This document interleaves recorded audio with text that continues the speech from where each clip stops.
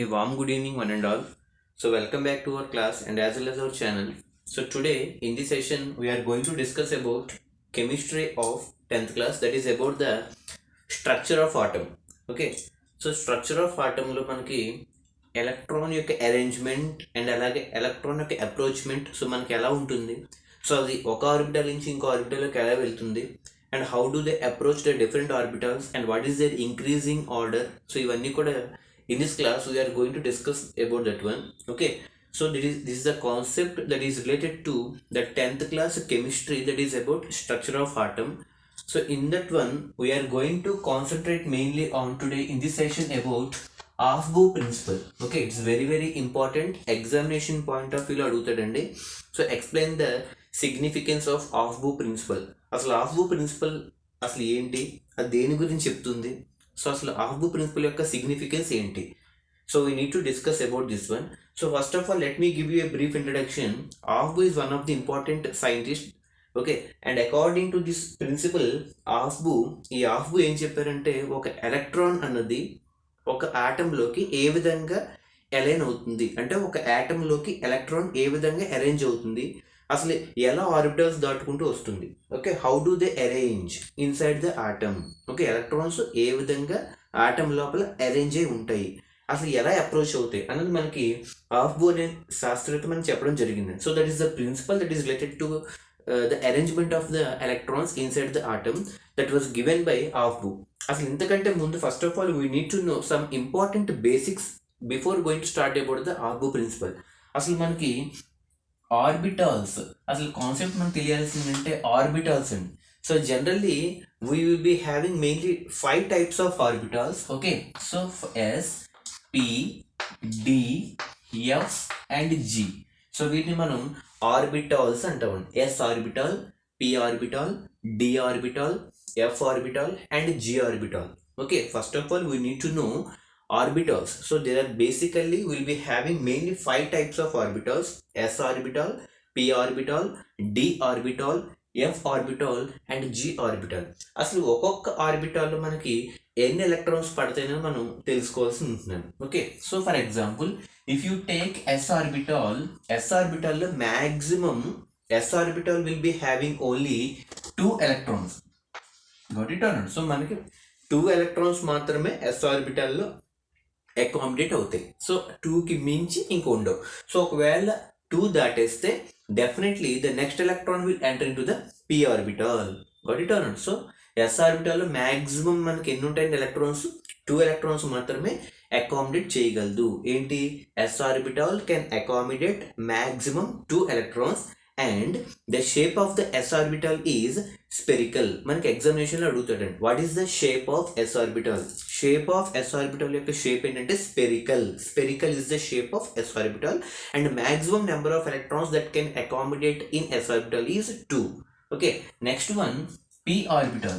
So p గురించి తెలుసుకోవాలంటే the same way s orbital లో మనకి ఎన్ని ఎలక్ట్రాన్స్ పడతాయని చెప్పుకున్నాం? 2 ఎలక్ట్రాన్స్ పడతాయి. The same way p orbital can accommodate maximum 6 electrons. Okay, how many electrons? 6 electrons పడతాయి. సో ఓకే, s orbital అయితే 2 electrons పడతాయి. అలాగే s orbital యొక్క షేప్ వచ్చి spherical.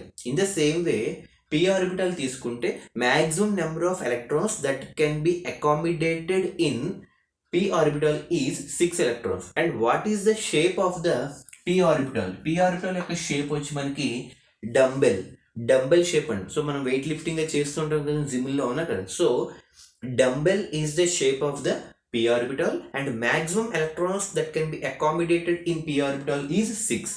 Okay, and next coming to d orbital. So d orbital లోకి వస్తే s orbital లో 2 పడతాయి, p orbital లో 6 పడతాయి. s అయితే స్పెరికల్, p అయితే dumbbell. And coming to d orbital, the maximum number of electrons that d orbital can accommodate is 10 electrons పడతాయి. ఎన్ని పడతాయి? d లో 10 electrons can be accommodated into the d orbital. And what is the shape of the d orbital is double dumbbell అంటే both x axis y axis తో include చేసుకున్నటువంటి ఒక dumbbell shape. అలా కాకుండా ఓన్లీ డంబెల్ అయితే p orbital, double dumbbell అయితే d orbital, 6 electrons అయితే p orbital, 10 electrons అయితే d ఆర్బిటల్. 2 electrons అయితే s orbital. So this is the fundamentals we need to discuss now. Okay, so coming to last f orbital. So g గురించి ఇప్పుడు మనం present discuss చేయాల్సిన అవసరం లేదండి. So g వరకు మనం వెళ్ళము. So this is the last point we are going to discuss, that one about the f orbital. So maximum f orbital లో వచ్చేటప్పుడు we will be having 14 electrons. Okay, 14 electrons అన్నవి f orbital లో accommodate అవుతాయి. So this is the fundamentals we need to discuss about before going to enter about the Aufbau principle. So how many types of orbitals? Basically we will be having 5 types of orbital: s orbital, p orbital, d orbital, f orbital and g orbital. And out of those 5 we will be having to discuss only 4 orbitals. The first one is about s orbital. The maximum number of electrons that can be accommodated into s orbital is 2, and the shape of the s orbital is spherical. And coming to p orbital, the maximum number of electrons that can be accommodated into p orbital is 6, and the shape of the p orbital is dumbbell. And coming to the d orbital, the maximum number of electrons that can be accommodated into d orbital is 10, and the shape of the d orbital is dumbbell. And coming to the f orbital, the maximum number of electrons that can be accommodated into f orbital is 14. ఒకవేళ g orbital లోకి వెళ్తే 32 electrons ఉంటాయి. So దానికి అవసరం లేదు. So maximum g orbital అయితే 32 సరిపోతాయి. d లో అయితే 10, f లో అయితే 14, p లో అయితే 6, s లో అయితే 2. So now we're going to enter into Aufbau principle. అసలు Aufbau ప్రిన్సిపల్ ఏం చెప్పింది, అసలు ఇతను ఏం చెప్పాడంటే, listen here.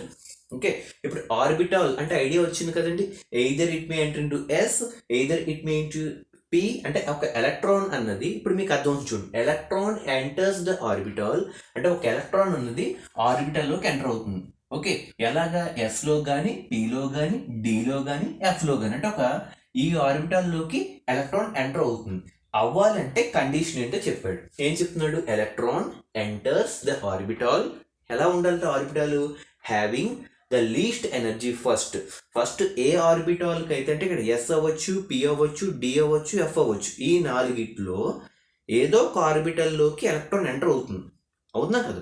So electron enter అవుతుంది అంటే ఫస్ట్ ఏ ఆర్బిటాల్లోకి అయితే ఎలక్ట్రాన్ ఎంటర్ అవుతుందో ఆ ఆర్బిటాల్కి కండిషన్ ఏంటంటే, the orbital should be having least ఎనర్జీతో స్టార్ట్ అవుతుంది. ఓకే, సో ఎలక్ట్రాన్ అన్నది ఎంటర్ అవడం స్టార్ట్ అవుతుంది ఎందులోకి?